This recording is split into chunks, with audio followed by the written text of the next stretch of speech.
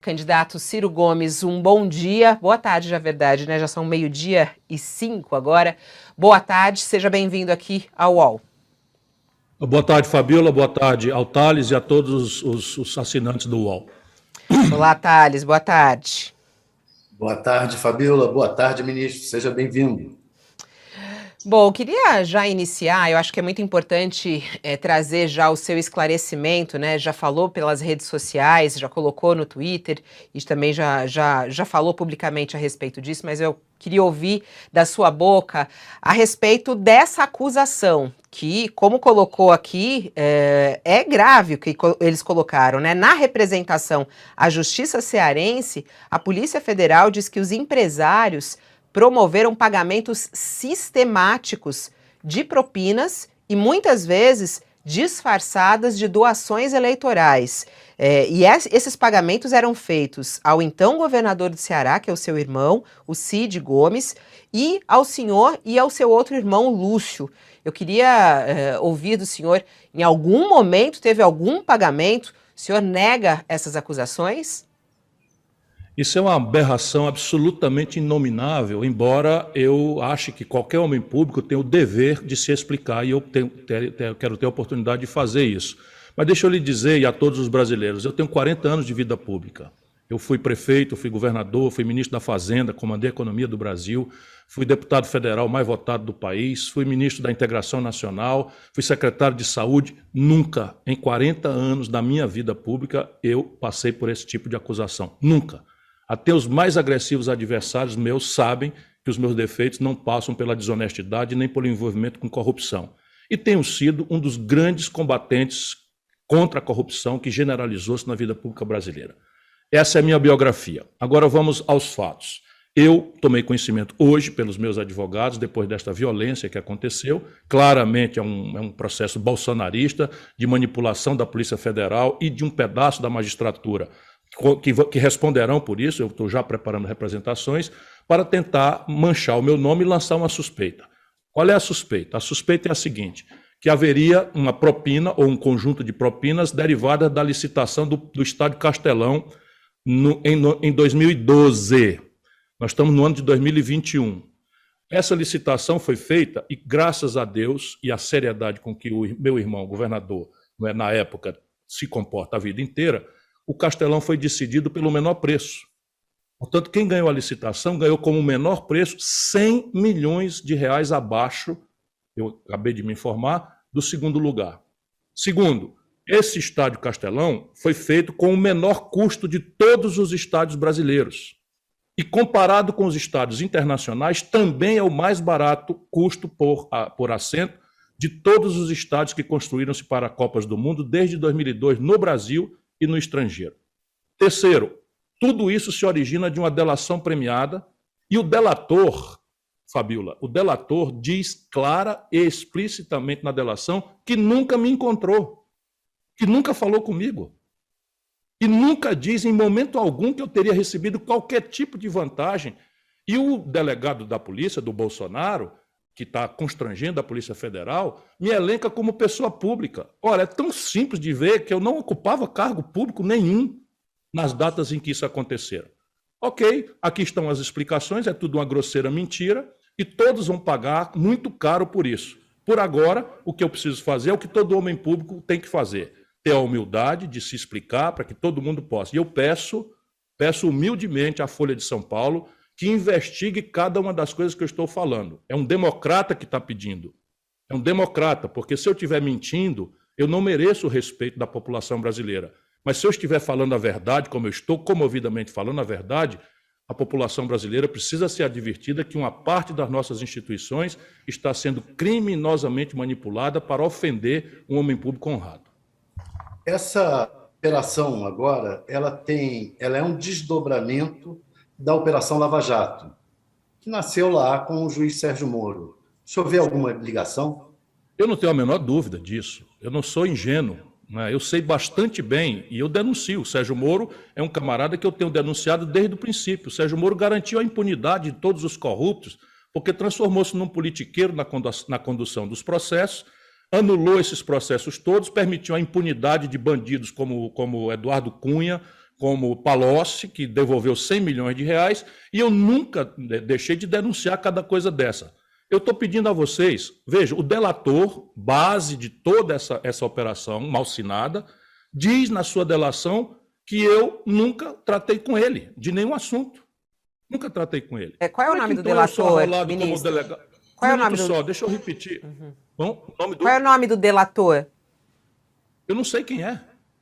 Não sei quem é. O meu advogado já me trouxe aqui e eu não gravei o nome, porque eu nunca... E ele diz que eu nunca me relacionei com ele, embora a gente possa se relacionar. Agora, então, o que eu estou dizendo é verdade ou mentira?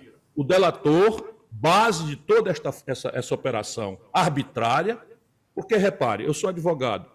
Uma busca e apreensão, que foi o que aconteceu aqui, é uma medida cautelar que a justiça faz para precatar provas, para proteger provas no calor dos fatos que são denunciados. Espera um pouco, essa licitação aconteceu em 2012. Uma ação cautelar em 2021 para encontrar de forma, vamos dizer, cautelar elementos probatórios ou indícios em cima de uma delação premiada de um camarada que diz que a pessoa que foi vítima dessa violência judicial e policial do governo Bolsonaro, eu nunca fui encontrado com ele. Ninguém diz que pagou qualquer coisa, nem que eu recebi qualquer coisa.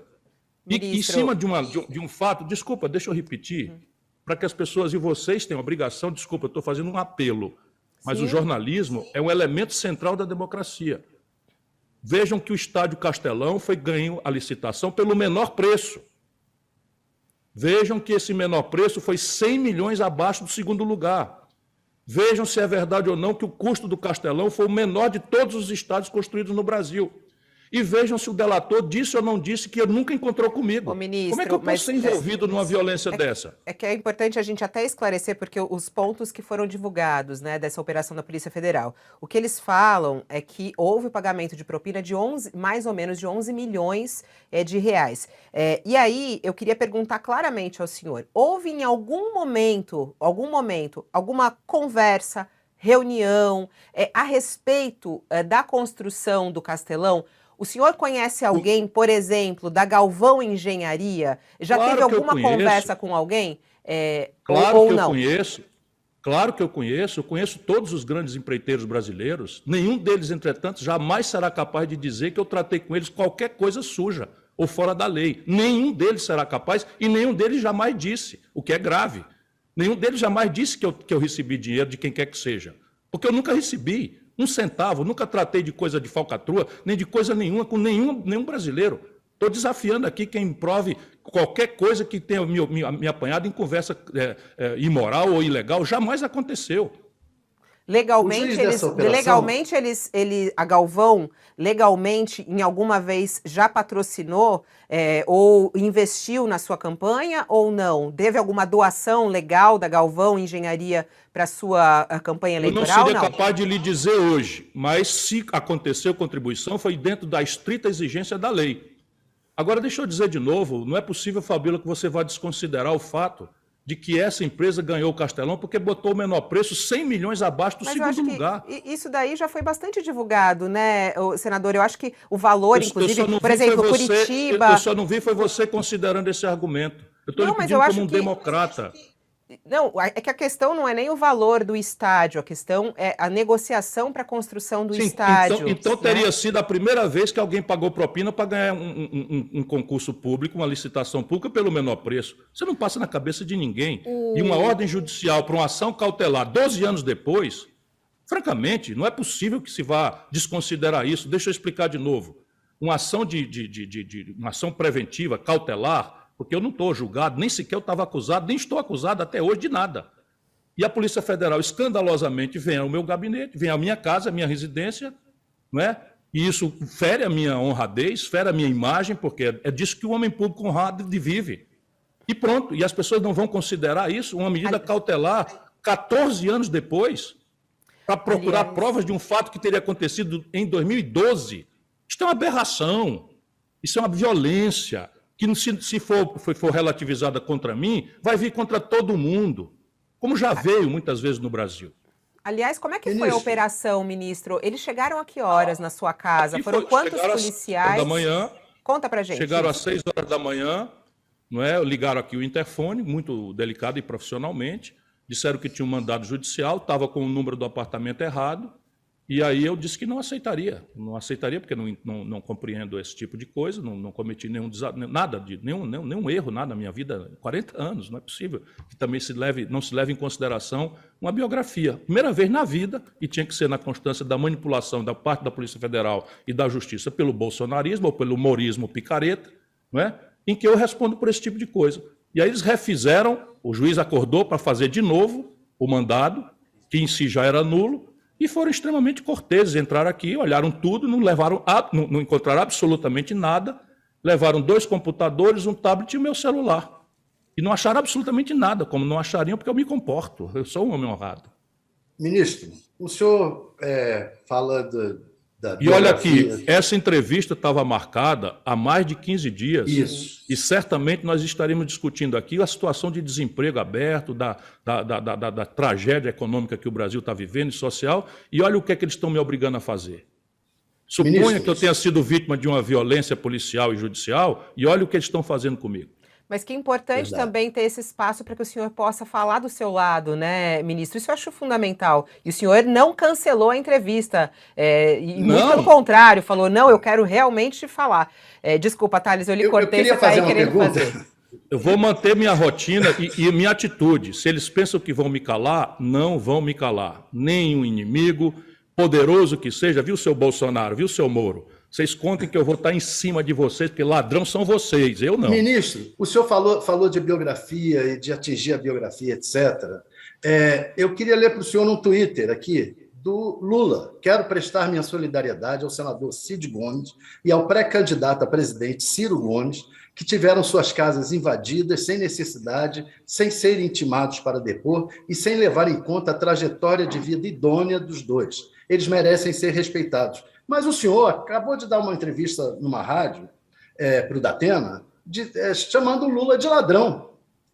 O senhor não está atingindo também a biografia dele e veja, deselegante até? Eu já respondi e agradeço muito penhoradamente o gesto gentil, civilizado e democrático do presidente Lula em denunciar isso que eu sofri. Eu sou muito agradecido a ele e agradeci publicamente, enfim.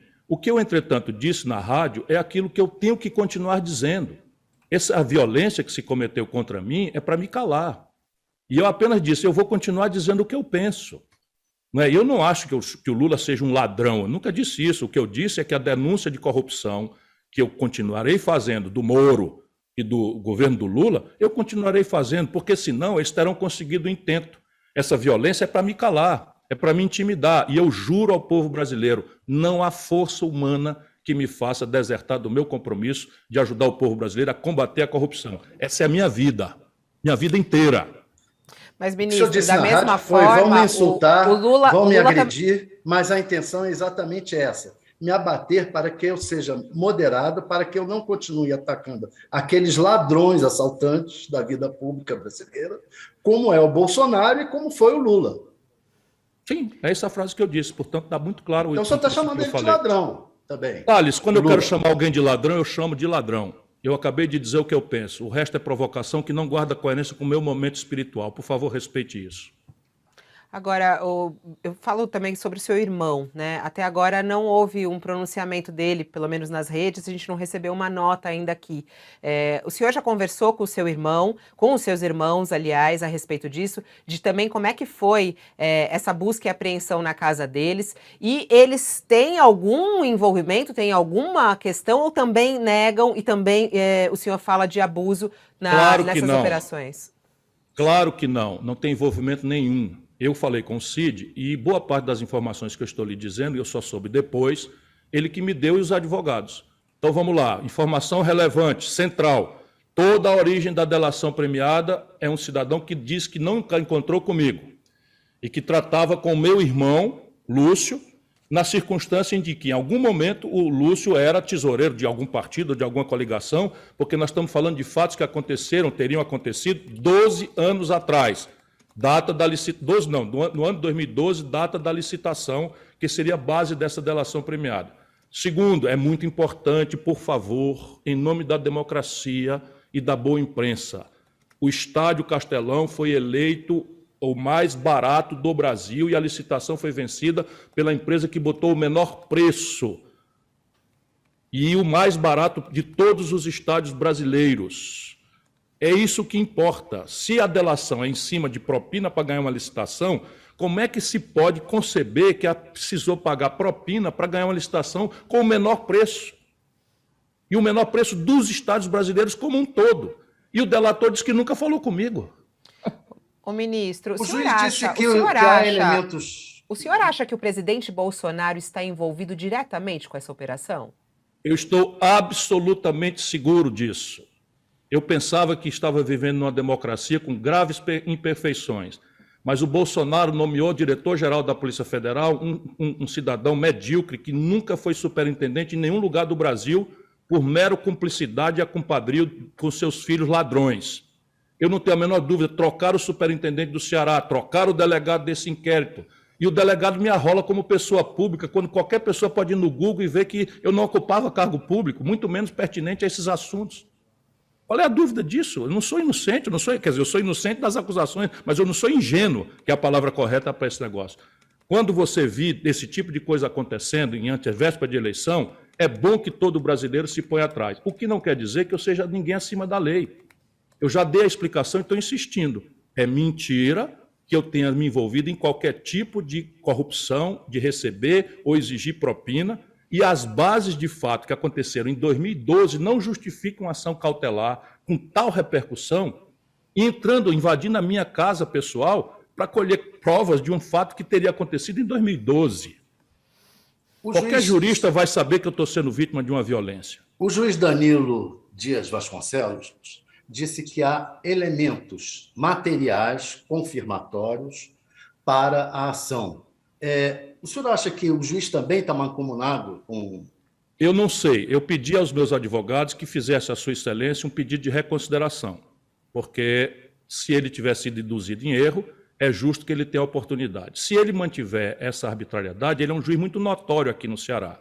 Muito notório, e não é pelas suas virtudes de jurista. Entretanto, darei à Sua Excelência a virtude, ou a presunção, não é, da inocência de ter sido induzido em erro pelo delegado da Polícia Federal. Como assim, notório? Sem nenhuma... Thales, continue me ouvindo, por favor. Desculpe. Continue me ouvindo, por favor. Se o seu juiz, entretanto, mantiver essa arbitrariedade, eu vou representar contra a Sua Excelência ainda esta semana no Conselho Nacional de Justiça. Como assim notório?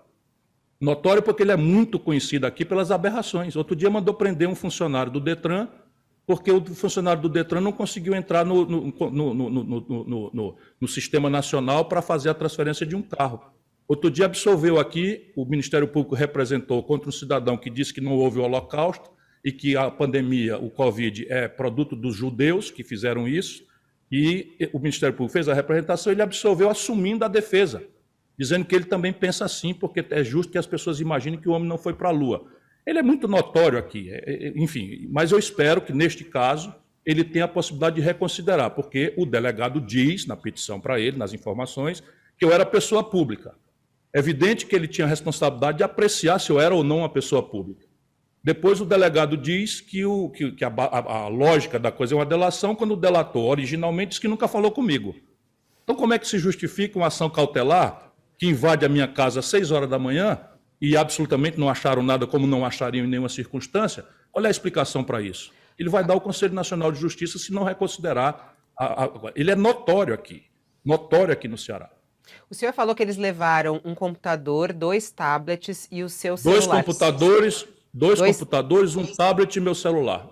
O seu celular que o senhor e o seu celular que o senhor usa. Levaram tudo. O meu celular pessoal, a minha agenda foi junto. Foi tudo. Olha o que está acontecendo comigo. Uma ação cautelar, Fabiola. Uma ação cautelar para apurar fatos que teriam ocorrido em 2012. O senhor sabia? Isso é uma aberração. O senhor sabia que estava sendo investigado ou foi absolutamente surpreendido? Absolutamente surpreendido. Absolutamente surpreendido. E o juiz diz que tudo isso era em sigilo e que levanta o sigilo a partir de hoje. E ainda estavam os policiais aqui em casa, a revista Veja já estava divulgando. Ministro, e em relação à quebra dos sigilos, né? Porque o mesmo juiz determinou a quebra dos sigilos do senhor e dos seus irmãos. Eu defendo, Fabiola, que homem público não deve ter direito a sigilo. acho que homem público não deve ter direito a sigilo. Claro que quando ele tiver mandato, eu não me preocupo com isso, nada. Eu me comporto, nunca conversei conversa porca com seu ninguém, portanto não tem problema nenhum. Meu patrimônio não tem variação que eu não possa explicar dentro do meu trabalho, da minha decência, do suor do meu rosto, do calo da minha mão, que são poucos, porque a minha tarefa não envolve o serviço braçal. Portanto, eu não tenho problema nenhum. Pode quebrar qualquer sigilo. Se pedisse, voluntariamente, eu daria. Eu não tenho nada para esconder. Bom, o senhor acha que essa operação e essa investigação pode comprometer a sua pré-candidatura, a sua candidatura à presidência da República? Olha, dizia o Santo Tomás de Aquino que quando a calúnia é lançada, ela é como se fosse um travesseiro de penas jogado ao vento na encruzilhada. Claro que eu vou sair inocentado disso, porque eu não devo nada a ninguém, logo mais será tudo esclarecido, mas quantas pessoas deixarão de confiar em mim porque receberam essa notícia? E isso é o que se aprendeu a fazer no Brasil. Usar a lei, usar a justiça e os valores morais que eu cultivo e que a população brasileira cultiva contra as pessoas honradas, para acobertar os bandidos que assaltam o nosso país permanentemente e contra quem eu sempre me bati a vida inteira. Olha, são 40 anos de vida pública. Nunca passei por esse tipo de constrangimento, nem para ser absolvido. Ok, vou passar por ele e amanhã todos saberão que eu fui vítima de uma violência. Ministro, na última pesquisa de opinião, o Lula saiu com 48%, o Bolsonaro com 21%, o Moro com 6% e o senhor com 5%. Os três que estão na sua frente são Lula, Bolsonaro e Moro. Desses três, quem o senhor acha que é o pior? Olha, Bolsonaro e Moro são empate. Eu acho que talvez o Bolsonaro tenha uma pequena vantagem, porque é um canalha público. Todo mundo sabe que ele não disfarça muito que é canalha, mas o Moro é um grande canalha que procura se disfarçar de combatente da corrupção, corrupção, corrupção. Ele mesmo é um grande corrupto. O Moro é corrupto? Muito profundamente. Se vocês tivessem o compromisso que uma verdadeira imprensa deveria ter, vocês iam saber quantos dólares ele recebeu de uma empresa estrangeira, cuja sede é em Nova York, e ele foi recebido como sócio e se sediava em Washington. Quanto ele recebeu em dólar? A imprensa brasileira faz de conta que isso não é um assunto público. Quanto ele recebeu? Qual é a mercadoria que ele tinha para vender? Informação privilegiada. Já há representação do Ministério Público no Tribunal de Contas da União para investigar isso. Agora, como vocês não. O senhor está falando com a gente como se a gente fosse... Não, eu me desculpo porque eu estou generalizando. Mas o fato é que há um dispositivo, um grande mecanismo aí de forçar a mão para fazer o Moro presidente do Brasil, e é um negócio chocante. É a mesma máquina que produziu o Bolsonaro, que produziu o Collor, e que agora quer produzir essa aberração no meio da maior crise da história do Brasil. Vocês são responsáveis agora, como imprensa, para esclarecer. Vamos esclarecer as denúncias contra mim, mas vamos esclarecer. Cadê a investigação sobre aquilo que o Tacla Duran, advogado da Odebrecht, disse? O Tacla Duran disse uma coisa muito grave. Disse que a mulher do Moro recebia dinheiro através de um cidadão chamado Zucoloto para vender delação premiada. Eu nunca vi essa investigação e a profundidade que ela tinha que ir. E agora o camarada é candidato a presidente da República falando em moralização no Brasil. O senhor falou que há uma perseguição, né, contra o senhor, inclusive. Eu não usei essa palavra, não. Não usei usou, essa palavra, não. Desculpa. Não, então mas, de certa maneira, de uma arbitrariedade, de um uma abuso, violência. Perdão, abuso, uma violência. Um abuso, uma violência. Eu queria saber, aí no Estado, inclusive, a Polícia Federal, há algum outro episódio? Quais são os outros casos? Ou se já houve outros casos de abuso contra o senhor? Não, contra mim é a primeira vez na vida que acontece. Na vida, não é no Ceará ou no Brasil, em qualquer lugar. Nunca aconteceu nada parecido, nada, zero. O que deixa o senhor, da maneira como o senhor está, extremamente bravo, inclusive, com isso. Falando agora de eleições ainda... Olha, eu não sei que tipo de reação você teria se você, sendo uma pessoa honrada como sofresse esse tipo de violência. Eu não sei que tipo de reação você acha que seria razoável. Igual a sua ou pior, inclusive. Sim, pois é. Eu estou bastante indignado, embora a minha indignação não me tire a percepção humilde de que eu tenho que me explicar. Aliás, ao contrário do direito... Mas você está me interrompendo o tempo inteiro, desculpa. Não, é a terceira vez. Você está me interrompendo, parece por acaso. Deixa eu dizer... O homem público tem direito, como qualquer cidadão, à presunção de inocência, mas eu sempre advoguei que os homens públicos têm que ter a humildade de se explicar. Por isso é que eu me expliquei aqui dizendo para vocês que a licitação foi ganha por uma empresa que botou o menor preço, que foi o menor preço de estádio do Brasil, e que o delator nunca me mencionou nem por qualquer tipo de coisa, e isto é a base da violência que eu sofri. E estou pedindo de novo que vocês investiguem se o que eu estou dizendo é fato ou não. Posso perguntar? Não, você sempre pode, você apenas está me interrompendo. Se eu estou interrompendo, me desculpe, não é intenção atrapalhar a sua fala, não. Está desculpado. O Moro disse ter dúvidas se o senhor ou o Lula ou o Bolsonaro aceitariam participar de debates com ele. Ele não disse isso de mim, não, Thales. Ele disse do Bolsonaro e do Lula. Sim, porque eu estou pedindo a eles... O que o senhor dirá a ele no debate? A eles dois. Eu estou pedindo a ele que aceite debater comigo. Desculpa, eu pensei que você tinha terminado. Conclua. Eu estou achando boa essa cena, que normalmente diz que a mulher que é ansiosa, né? Que é a mulher que interrompe e tudo mais. Aqui, ó. Eu queria perguntar ao senhor, o que o senhor diria ao Moro e ao Bolsonaro no debate, e se o senhor acha que haverá esse debate durante a campanha? Eu estou fazendo um apelo ao Lula, ao Bolsonaro, ao Dória e ao Moro para fazerem um debate comigo. Eu já debati com outros pré-candidatos e o Moro comete essa contradição. Diz que o Lula e o Bolsonaro não querem debater com ele e ele faz de conta que eu não estou chamando ele para um debate. E eu não vou debater com o Moro, a não ser coisas que importam para a sociedade brasileira. O que é que o Moro sabe do Brasil? O Moro conhece o Brasil? O Moro sabe do drama da educação, do desemprego, o drama da saúde pública, o drama da economia brasileira. Por que a economia brasileira parou de crescer uma década inteira? O Moro é a favor da política de preço da Petrobras, que eu proponho mudar. O Moro quer privatizar a Petrobras. O Moro quer destruir a Petrobras como o lugar-tenente econômico dele. É o ex-presidente do Banco Central da ditadura. Ok, nada contra, mas é isso mesmo que o Brasil precisa. E ele diz com clareza, não sei se é a opinião do Moro, que a Petrobras não precisa ter refinaria. Ou seja, querem primarizar a economia do Brasil, devolver o Brasil a ser aquele grande buraco para a mineração, inclusive de petróleo, e exportação de commodities, quando o nosso povo aspira a uma vida moderna, uma educação para preparar a nossa juventude para a economia digital. O que é economia digital? Isso é um assunto, projeto, diagnóstico da vida brasileira, dos problemas, que propostas tem, que experiência ele imagina que pode trazer, ou ele pode reduzir todo o drama brasileiro a uma disputa retórica de corrupção, que sempre foi o pretexto dos corruptos. Eu vou dizer para ele o que era a Marcha com Deus pela Família e a Liberdade, eu vou dizer para ele o que era o discurso do Carlos Lacerda, porque ele, como não conhece nada da vida brasileira, ele não percebe que está sendo pouco original e muito vulgar nessa denúncia. Alguém que recebe auxílio moradia, sendo dono de um apartamento privado, como o Moro era em Curitiba, não pode falar em decência, pode falar eu, que eleito governador, não fui morar no palácio, que implementando o direito a 3 aposentadorias, me recusei a receber porque considero imoral. Esse é o meu exemplo de vida.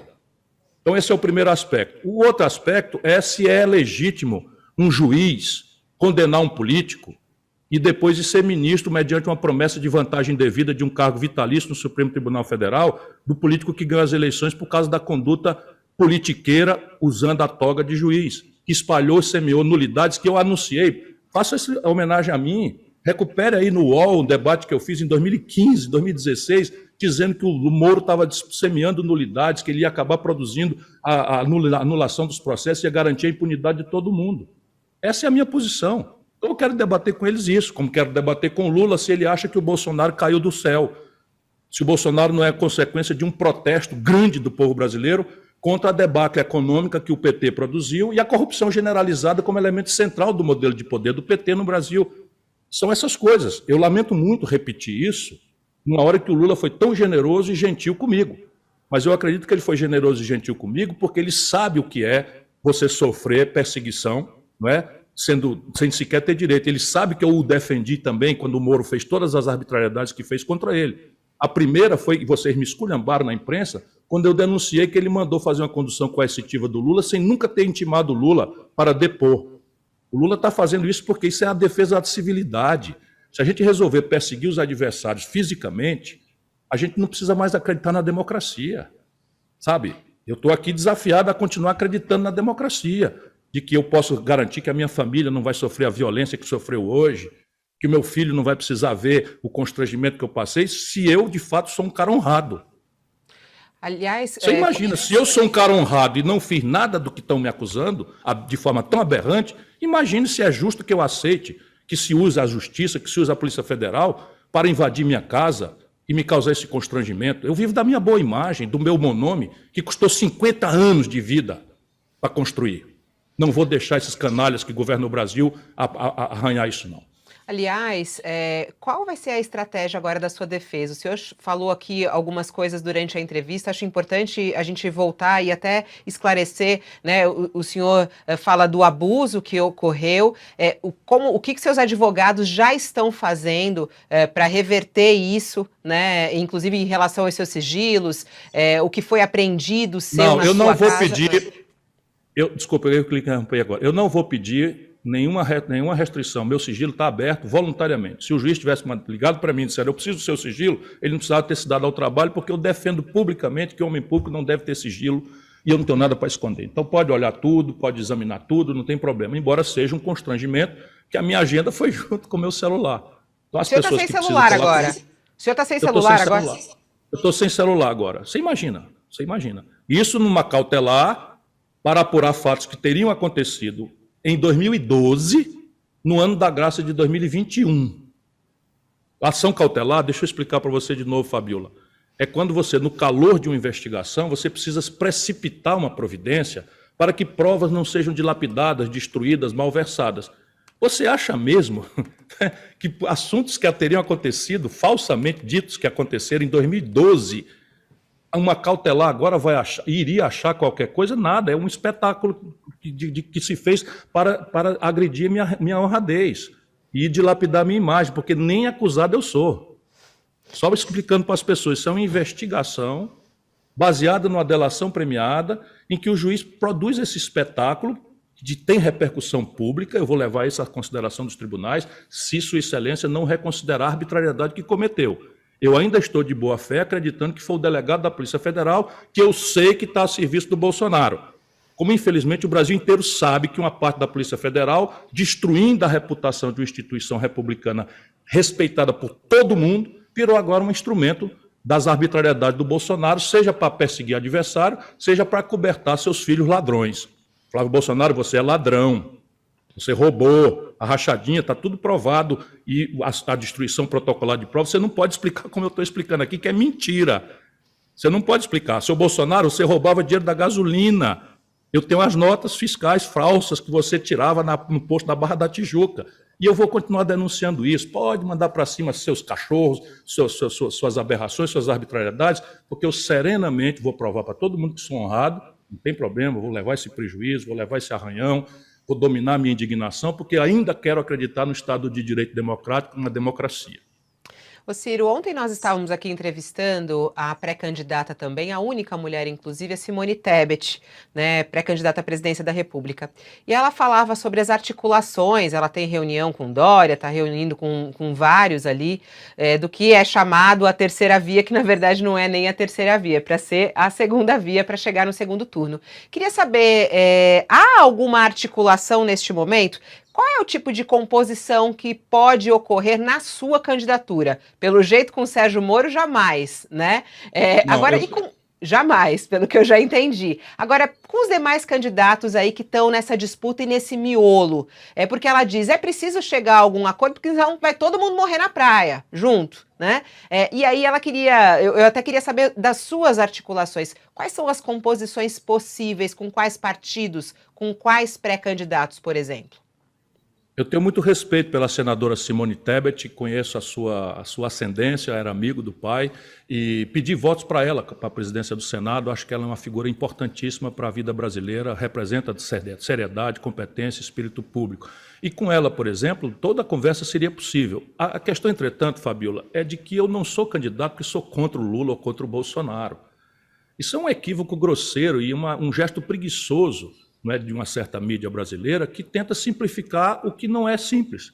Por exemplo, o que é que eu tenho a ver com Moro, que se apresenta como terceira via? O que é que eu tenho a ver com Bolsonaro? Sabe? Não tenho nada a ver com essa gente, nem a minha biografia, nem a minha vida, nem os valores que eu defendo, nem o diagnóstico que eu faço da crise brasileira, nem as propostas que eu faço para tirar o Brasil dessa crise e retomar o desenvolvimento. Não tem nada a ver com essa gente. Mas você agora dá Não, mas Então, desculpa então lhe não tem... interromper, só desculpa lhe interromper, mas quando o senhor fala isso, lembra na nossa última conversa aqui, que foi antes, inclusive, das manifestações, e o senhor mesmo falou da necessidade do pacto pela democracia para derrubar Bolsonaro? O senhor falou disso, Sim, da necessidade sim. da união, que você toparia, inclusive, estar ao lado de Lula num palanque em defesa da democracia? O senhor falou isso aqui Olha, para mim. então vamos repor, isso não tem contradição nenhuma. Para defender a democracia, eu me reúno com qualquer pessoa. Percebe? Para defender a democracia, inclusive, o PT destruiu a possibilidade do impeachment. Nós fizemos um ato público em que muitos de nós que não somos do PT, fomos insultados. Eu fui até agredido fisicamente. A minha vida não tem sido fácil, não é, por sustentar essa posição diferente. Porque, deixa eu dizer, Fabiola, para defender a democracia, nós temos que reunir todo mundo. Para promover o impeachment do Bolsonaro, que comete crimes de responsabilidade em sequência e vai voltar a recrudescer, esse Bolsonaro moderado está com prazo vencido. Já nós vamos ver, na medida que as pesquisas vão mostrando ele desmoralizado, nós vamos ver os dentes. Está aí a Polícia Federal fazendo o que fez hoje com um adversário, amanhã vai ser com outro, e, enfim, eu defendi sempre todo mundo, porque eu defendo a democracia e o Estado de Direito Democrático. Isso é um assunto. Outro assunto é a compreensão do que está acontecendo com o Brasil. E se você bem olhar, tira a Simone Tebet, que é uma figura diferente, honrada, todos os outros, com todo respeito e carinho que eu posso ter por alguns deles, são viúvas do Bolsonaro. Espera um pouquinho, o Dória trocou de nome na véspera da eleição, se chamava de Bolsodória, percebe? O governador do Rio Grande do Sul apoiou o Bolsonaro, minha conduta é outra. Ali em 2018 eu fiquei contra o PT e contra o Bolsonaro, tentando mostrar ao povo brasileiro a necessidade de nós desarmarmos essa bomba despolitizada de ódios e paixões. O Brasil faz 10 anos que não cresce nada. 14 milhões de brasileiros estão desempregados por isso. 41 de cada 100 brasileiros estão vivendo a mais selvagem precarização. A semana de trabalho de um precarizado está se aproximando de 70 horas semanais e a renda média de R$ 1.800. Daqui a pouco vai ter 50, 60 milhões de brasileiros envelhecidos sem nada. Hoje não tem férias, não tem 13º, não tem proteção, nada. E na velhice, quando não puderem mais trabalhar, não terão previdência nenhuma. Será possível que nós vamos deixar uma eleição tão grave como essa que vai acontecer no Brasil ser jogada na lambança do ódio, da paixão, de uma memória despolitizada de um tempo que nunca existiu, em que o pobre comia picanha e cerveja, por um lado, ou de um anticomunismo completamente imbecil, estúpido e mentiroso do Bolsonaro? Eu vou lutar no limite das minhas forças e pode bater à vontade, que aqui está um homem que tem serenidade, mas muita firmeza, muita coragem para partir para cima dessa gente. Mas você não respondeu minha pergunta, ele não respondeu, porque eu perguntei sobre as articulações. Eu queria saber... A minha pretensão de aliança, é isso? Bom, a minha pretensão de aliança está sendo tentada com todas as dificuldades desde o ano passado.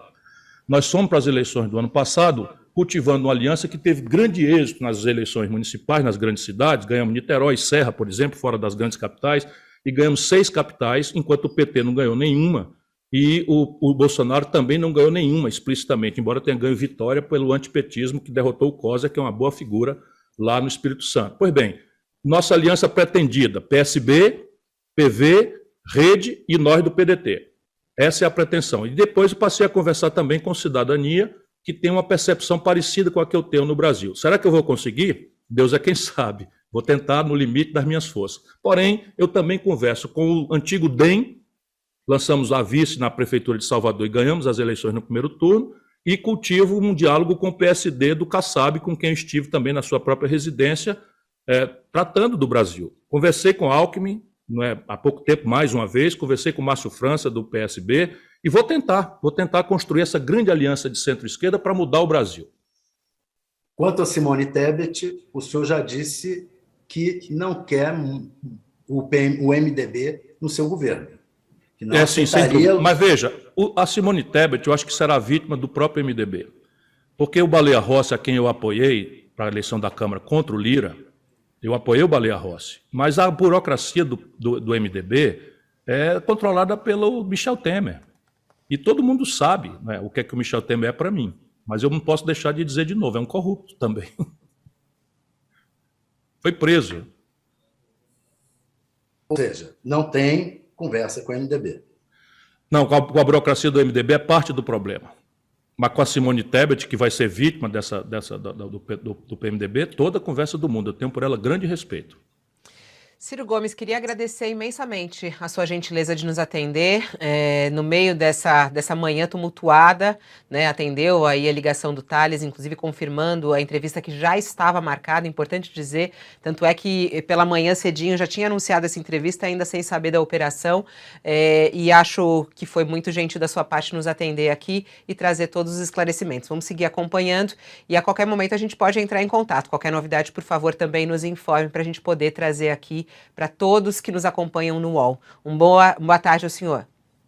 Bom, que ninguém estranhe, eu e o Thales somos velhos amigos de longa data, ele sempre autônomo, independente como jornalista, olhando as coisas criticamente, mas essas brincadeiras que trocamos em nada ferem. E eu peço a vocês, em nome da democracia, investiguem e esclareçam o povo brasileiro com urgência. Se eu fui ou não fui citado como pessoa concretamente envolvida numa delação, se é verdade ou não é verdade que a licitação que escolheu a empresa que fez o Castelão foi pelo menor preço, 100 milhões de reais abaixo do segundo lugar, portanto o povo do Ceará economizou 100 milhões de reais, e se esse preço foi ou não o mais barato de todos os estádios brasileiros. Se isso for verdade, eu mereço, não é, que as pessoas saibam que eu nunca fui envolvido em nenhum tipo de falcatrua. Eu agradeço a você, Fabíola, e sempre à disposição de vocês. Muito obrigada. Obrigada, Thales Faria, também, aqui pela sua participação. Obrigado, Fabíola. Ministro, obrigado. Um abraço. Da próxima vez, pretendo interromper um pouco mais. Um pouco mais, esse Thales é um danado mesmo. Assim faz o bom repórter. Não cuida da educação, cuida da informação. A rima é boa. Boa. Tchau, tchau. Muito obrigada.